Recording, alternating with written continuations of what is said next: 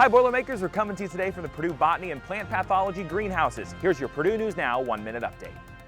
Purdue is celebrating the opening of the Third Coast Foundry in San Francisco. The new hub serves as a physical landing place for startups, researchers, and entrepreneurs affiliated with Purdue and 7 other leading Midwestern universities. Purdue is launching a new online graduate certificate in advanced unmanned aerial systems, training students for high-demand careers as drone use continues to grow across industries. Come see the rare, once-in-a-lifetime death bloom from a blue agave plant in Purdue's Botany and Plant Pathology greenhouses. After decades of growth, the plant is sending up a towering stalk before completing its life cycle.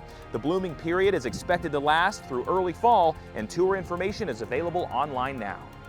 Trustees have approved elevating Purdue's Lilly research partnership to institute status.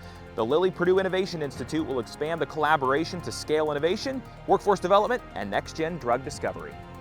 And congratulations to Braden Smith and Trey Kaufman-Renn, taken in the 2026 NBA Draft. Braden stays in state and is headed to the Indiana Pacers. TKR was drafted by the Minnesota Timberwolves. They become the 53rd and 54th Purdue players selected in the NBA and ABA drafts.